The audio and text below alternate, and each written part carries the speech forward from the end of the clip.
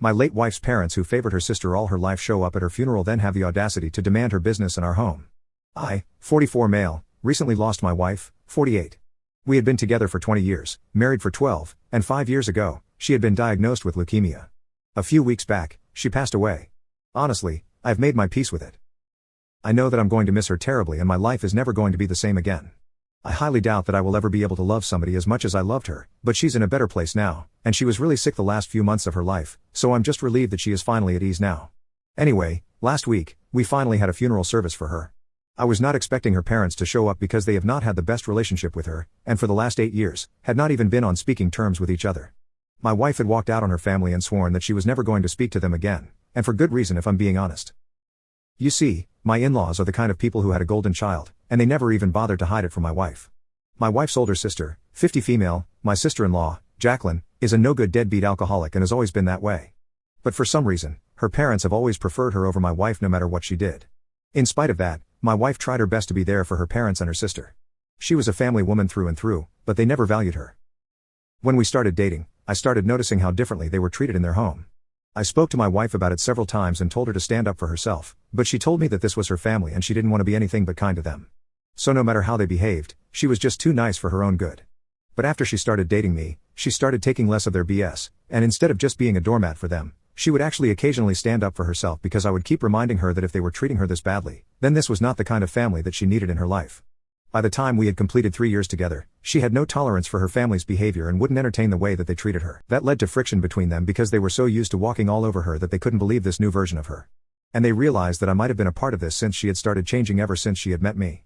So they tried to brainwash my wife into leaving me, but it didn't work, and it only made our relationship even stronger. So suffice it to say, my in-laws and I have never gotten along and have always been at odds, except I have been on the right side of things, and they have never been anything but horrible to us. And so when they actually showed up at the funeral with Jacklyn, I was pretty surprised because the last time that we had interacted, my wife and I had walked out after a really nasty fight, and it had not been pretty. After my wife and I got married, we had been trying to distance ourselves from my in-laws anyway.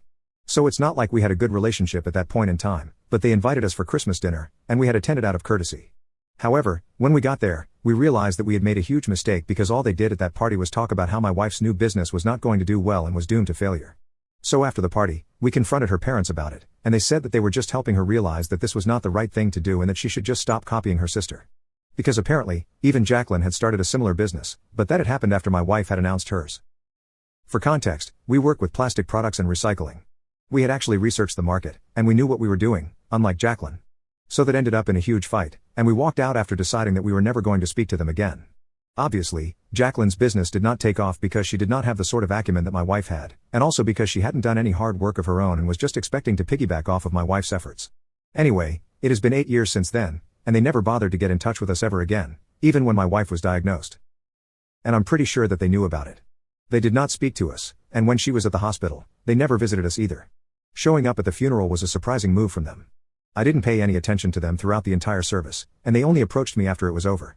They tried to speak to me nicely, but I was not going to buy that. I kept a straight face and told them that they were welcome to offer condolences, but then they would have to leave because I was not interested in interacting with them. I didn't even wish to interact with them when my wife was alive, so now that she was gone, I had even less incentive to speak to them, and I made that very clear. So they dropped their act as well, and her parents told me that they needed to speak to me in private. I told them that they would need to wait until everyone had left because otherwise, I would not have enough time to speak to them. I was very curious as to what they wanted to talk to me about. After everyone had left, I spoke to them outside the venue. Jacklyn did not wait around and left along with everybody else, so it was just my in-laws and me having a conversation. They told me that they had thought about visiting my wife when she was in the hospital, but ultimately, they decided against it because she was already pretty sick, and they did not want to bother her. Even more, it was a really lame and silly excuse for not visiting their daughter when she was literally on her deathbed, but I did not expect any better from them either. I just told them that I did not need any justification for what they had done, and they needed to come straight to the point because I had had a long day, and I didn't want to waste more of my time with them. They seemed pretty upset when I spoke to them in that tone, but that's what they deserved anyway. They told me that they were here because they wanted to say goodbye to their daughter one last time, and they also wanted to speak to me about whatever she had left behind. Now, everybody knew that I was going to take over the business after her. It might have been her idea, but I had been with her every step of the way for the execution and everything, so that was naturally going to be mine. And we had the paperwork sorted out too. So as soon as they brought it up, I made it clear to them that they had no chance at that. Her terms had been very clear right from the beginning. She had made sure to get all of these legal formalities in order as soon as she had been diagnosed. I knew that they had probably been expecting to speak to me about it so they could somehow get Jacklyn in on the business, but I was not going to allow that. Then, after a brief pause, they told me that since they couldn't have the business, they wanted me to at least leave the property to them. And by the property, they meant the home that we had put so much effort into designing. They wanted it for themselves because they believed that her family needed it more. Since we did not have any kids, it's not like I needed that entire house to myself because it was a pretty spacious place. And they claimed that they were sick of living in their own home and needed a change of scenery, so they planned on living on our property and putting their own house up for rent for an extra source of income. I was shocked that they were even suggesting this because after not speaking to somebody for 8 years, you don't just show up at their funeral and ask their widower to let you have the house that they had built for themselves. I lost my temper. I was already pretty miserable, and so I yelled at them to get out because I literally couldn't stand to see them. I had already been pretty annoyed at them and I guess they had been pretty upset with me too because I had already told them off twice before. So when I started yelling at them, they started yelling right back and said that they were just here for peace, but I was being a total jerk and they did not appreciate that. They then played the age card saying that I did not know how to respect the elderly. I hit right back saying that they did not even know how to respect the dead since my wife had barely been buried, and they were already here circling like vultures. They made it worse by saying that since I had refused when they had asked me politely, they were going to make sure that they sued and got the property for themselves. Just to be clear, my wife had clearly stated in her will that everything that she had was going to go to me. So I don't even know why they thought that threatening to sue me was going to be a good idea since I think my wife was pretty clear. I told them that they were never going to win even if they decided to sue me, and they said that it was my fault that their daughter had not spoken to them for the past 8 years and hadn't been able to reconcile with them, which doesn't even make sense. They thought that I had brainwashed her to turn against them, so they were going to make sure that I got nothing out of her. I just told them to leave, and when they finally left, I drove back home as well. I was really pissed off at the time and I hadn't been thinking straight. So I had completely forgotten about this particular video that my wife had asked me to play for her parents if they bothered to show up at her funeral. It had totally slipped my mind, and I only remembered it after I had come back home. I'll come to the content of the video later. I had actually helped her set up and record the video about a month before she passed away, so I knew exactly what she had said in it. And I knew that this would be very hurtful for her parents, so I decided that I was going to take a break for a couple of days.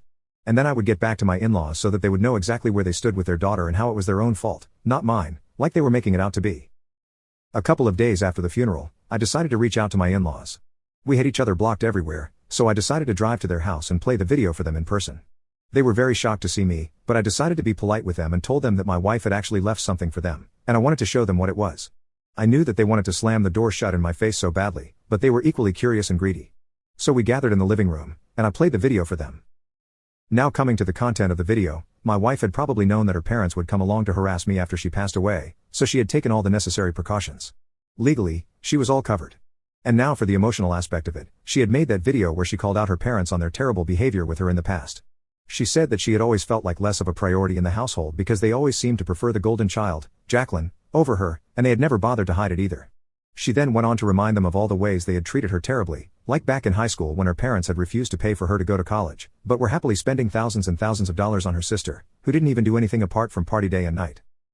And even when she started working at her first job, they were constantly comparing her to Jacklyn, who was earning slightly more than her at that point in time. It was really unfair too because Jacklyn was obviously older and had a head start on her by 2 years. Even then, she did not say anything against her own parents, but then the way they had dismissed her startup was unacceptable.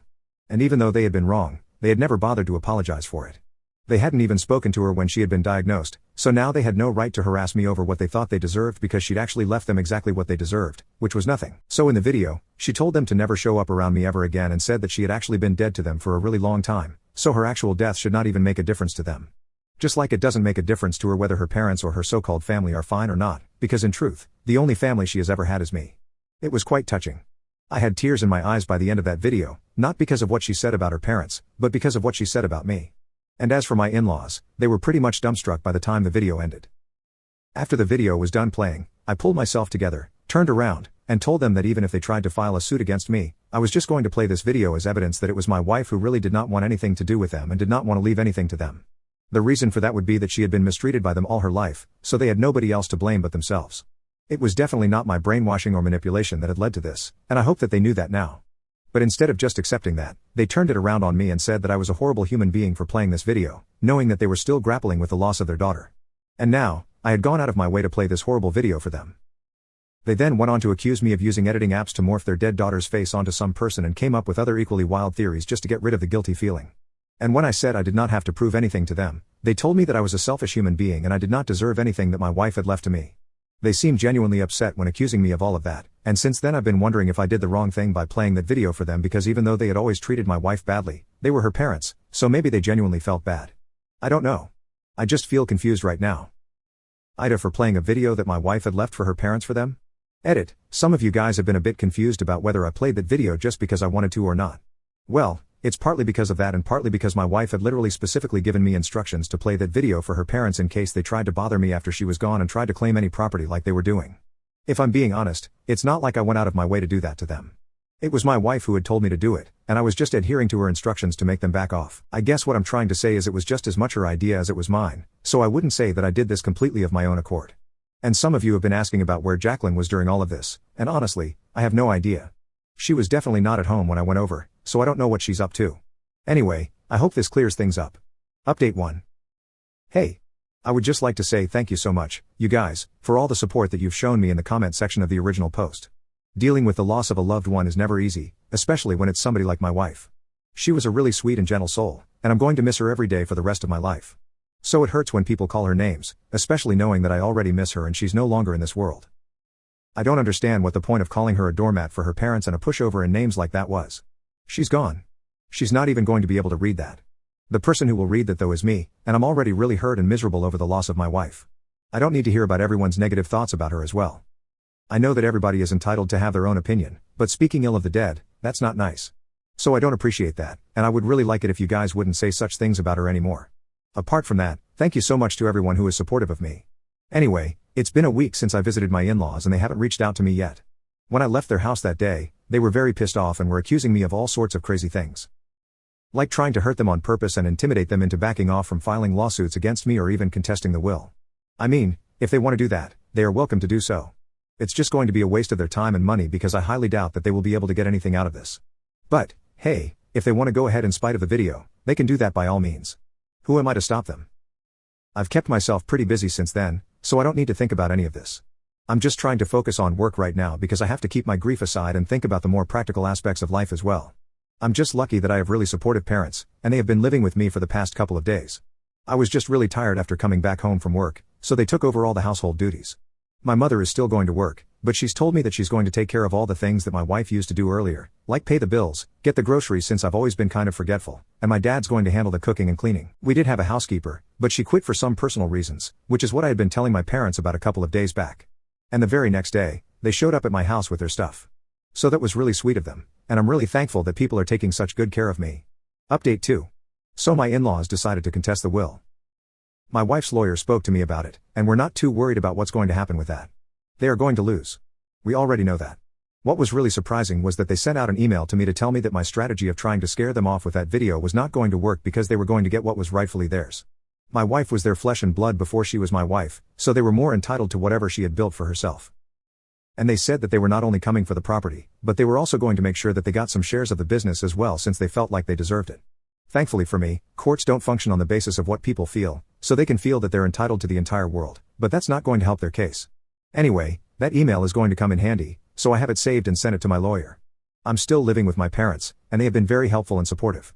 They have even offered to speak to my in-laws for a peaceful conclusion to all of this because they think that they might actually entertain my parents' authority more. But I told them it's not necessary because I want them to go ahead and deal with the lawsuit because I know it's going to be a colossal waste of their time.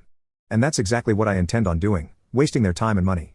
People have been dropping by quite frequently for the past couple of weeks to either check on me or to offer their condolences since some people could not be present at the service. And I've been pretty busy with handling work and then having guests over, so I have barely had any time to think about what I'm going through and process my feelings.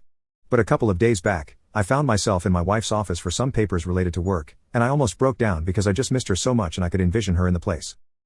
I just wish I could speak to her one more time and let her know how much I love her and how much I'm missing her right now, but I know I can't. So I just think about it and then let it go. Right now, my only goal is to make sure that our business does well, since I know that she would love that and she intended for us to make a lot of money and be extremely successful. And her ambition has given me the motivation to work really hard, so I'm doing exactly that. Update 3. Hi. So it's been 2 weeks since my in-laws contested the will and so far they have nothing. But something very interesting happened yesterday. I received a message from Jacklyn of all people. I was quite surprised by that since she and I literally have nothing to talk to each other about. And given what her parents are doing, I thought it was quite bold of her to contact me. We have never been particularly close and are definitely not on terms where we can just text each other. I hadn't even blocked her because I did not have her number. But when she texted me, she said that she wanted to speak to me and was asking if she could visit me at home. I found that kind of weird and my initial instinct was just to say no and block her. But I decided to give it a chance because I just had a gut feeling this was something I wanted to talk to her about. Besides, if she was reaching out to me, I was pretty sure that they had something to do with my in-laws anyway. I agreed to meet her and told her to come over. My parents were going to be at home, so I didn't think that I had to worry about anything. When she finally came over, she had brought flowers and offered her condolences at first, and said that she hadn't been able to say it at the funeral because I was busy with her parents. But she really wanted me to know that she was sorry for my loss. That was surprisingly sweet, and I didn't know what to say because this was not the kind of behavior I had been expecting. Earlier, whenever we would interact at her family's place, she would always come off as quite boisterous and egoistic, but this was a very different person. She also did not absolutely reek of alcohol like she used to years back, and it looked like she had cleaned up her act. After a bit of small talk, she finally got to the point and told me that she was here to tell me that her parents were planning on defaming me, and it was not going to be pretty. They were planning on making up a bunch of lies about how my wife had apparently borrowed money from them to start her business initially, and now I was refusing to entertain their request when they needed their money back. Already, there was no binding contract, so they could not legally come after me. So they were planning on posting this on social media. It was an incredibly stupid plan and I don't even know why they thought this was something that could work, but I was really thankful that Jacklyn had come to me about it so I would be able to nip this in the bud. She told me that in the past couple of years she had been trying to be a better person and had even wanted to reach out to us several times, but after the way she had been treating her sister for the past God knows how many years, she just couldn't find the courage to do it, and she was here to say that. She was sorry for everything even though it was too late. Then she actually started crying, and I really didn't know what to do. But my mother came to the rescue and comforted her and even made her a cup of tea so she would calm down a bit. Finally, when she left, I told her that everything was going to be fine, and I was sure that her sister appreciated her gesture. That seemed to make her feel slightly better, and I think I did the right thing. Even if she was too late in coming around and realizing her mistakes, at least she did come to her senses. And that's more than I can say for other people like her parents.